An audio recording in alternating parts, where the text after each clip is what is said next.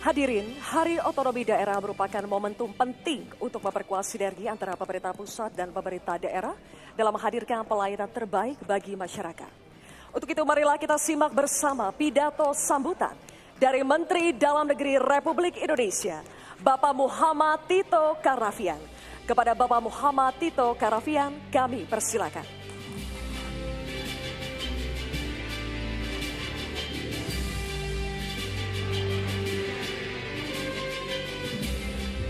Terima kasih.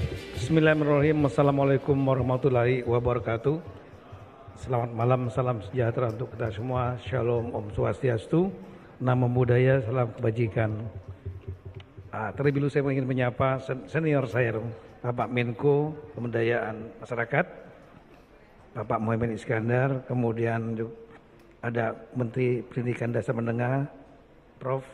Abdul Muti, Mas Yandri, Menteri Desa dan Pembangunan Daerah Tertinggal, Ibu Rini, Menpan RB, Bang Peri Diantoro, Menteri Koperasi, Kang Dadan, Indriana, Kepala BGN, dan juga kepada Media Group, CEO Bapak Muhammad Mirdal Akif, dan wabil khusus ini kepada sahabat saya Pak Arif Suditomo, sudah mau berangkat ke Palembang, dipaksa untuk hadir di sini. Tapi karena sahabat lama saya hadir. Juga kepada bapak-bapak, ibu yang saya bersama satu persatu, dan terima kasih kehadiran rekan-rekan kepala daerah di sini, baik gubernur, bupati, wali kota, ibu sekalian, Pak Bima Arya. Terima kasih banyak Pak, karena Bapak juga sudah terlibat langsung dalam kegiatan-kegiatan bersama Metro TV, termasuk di tahapan penjurian dan lain-lain. Bapak Ibu sekalian, kita menerapkan sistem pemerintahan yang kalau bahasa saya sebut partly decentralized, jadi semi otonomi daerah. Ya, karena kita menerapkan otonomi penuh.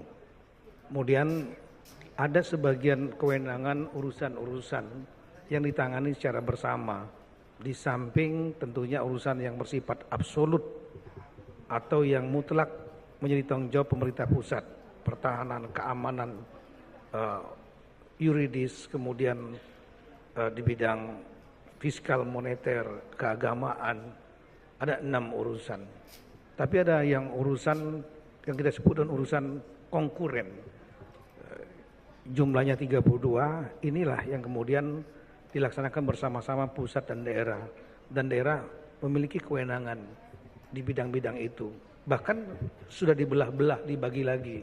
Misalnya di bidang pendidikan yang nanti akan juga menjadi salah satu yang dikompetisikan, PAUD, TK, SD, SMP itu menjadi kewenangan pemerintah kabupaten kota, SMA dan SMK, SLB dari pemerintah provinsi, dan pendidikan tinggi yang dikelola oleh pusat, terutama Kementerian Dikti dan Saintek. Juga jalan, ada jalan desa yang dikelola desa, jalan kabupaten, kota, ada jalan provinsi yang ditanggung jawab provinsi, dan ada jalan nasional yang dikelola oleh Kementerian PU. Kami hanya menggambarkan bahwa ada urusan kewenangan yang diberikan tanggung jawab kepada daerah-daerah, sehingga kinerja dari semua daerah, 38 provinsi, 98 kota, 416 kabupaten menjadi sangat penting. Satu, saling mempengaruhi kepada yang lain, bahkan mempengaruhi dan berkontribusi untuk menghitung agregat kinerja nasional. Kinerja nasional adalah penjumlahan dari kinerja di tingkat pusat, pemerintah pusat, dan seluruh pemerintahan daerah. Nah, ini challenge-nya di situ, karena semua daerah-daerah ini satu saja yang kinerjanya anjlok bisa mempengaruhi kinerja nasional. Nah, oleh karena itulah tantangannya adalah bagaimana agar membuat daerah-daerah bisa bekerja dan menghasilkan kinerja yang optimal. Tantangan yang lain adalah dengan adanya sistem pemilihan kepala daerah secara langsung, pilkada langsung, kapabilitas tiap-tiap kepala daerah belum tentu sama. Latar belakang berbeda-beda.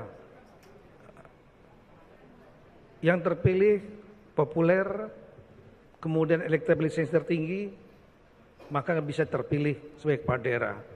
Tapi tidak menjamin kapabilitasnya akan sudah pasti baik.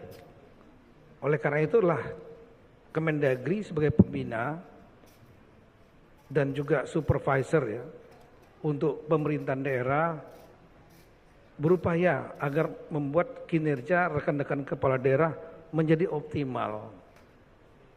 Berbagai upaya lakukan, pembinaan-pembinaan melalui berbagai kegiatan formal maupun informal. Namun salah satu yang efektif adalah membangun iklim kompetitif antar kepala daerah. Ada persaingan sehat kepala daerah untuk berprestasi. Kita memang prihatin ada beberapa kepala daerah yang mungkin terjerat masalah hukum dan lain-lain, kurang efisien dalam mengelola anggaran. Tapi sebetulnya yang kinerjanya baik dan berprestasi juga banyak, tapi mungkin tidak terekspos. Nah, oleh karena itulah melalui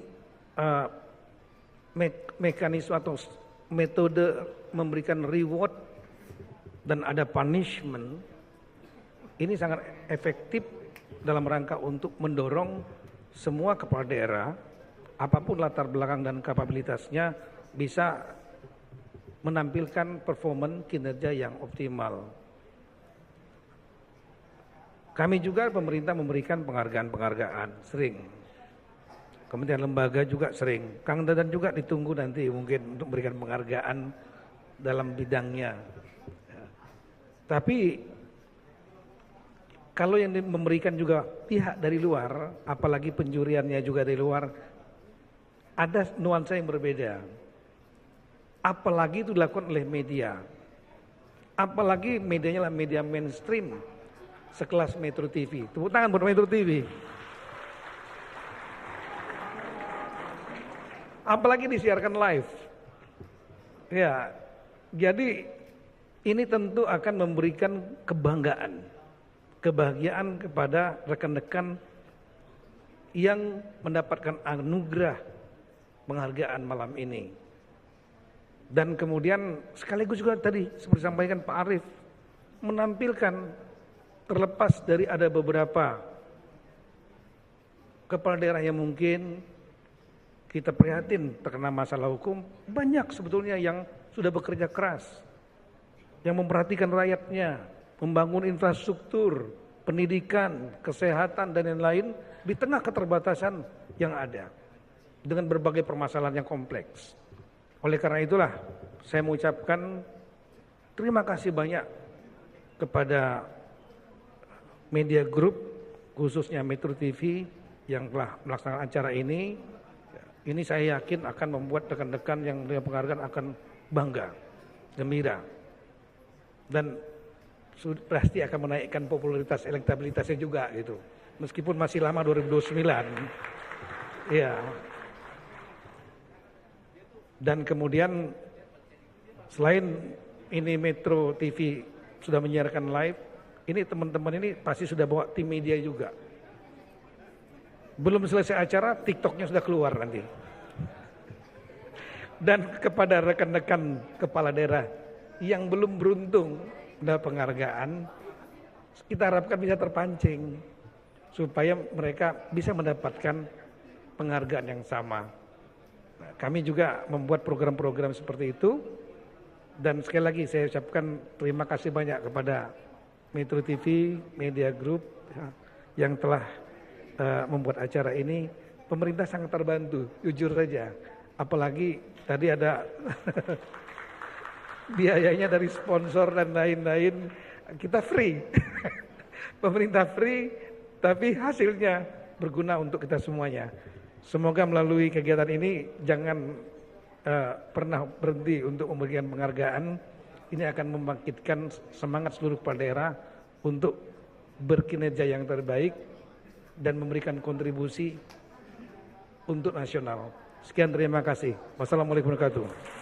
Waalaikumsalam warahmatullahi wabarakatuh. Terima kasih kepada Bapak Muhammad Tito Karnavian atas arahan dan inspirasinya. Kami persilakan kembali ke depan.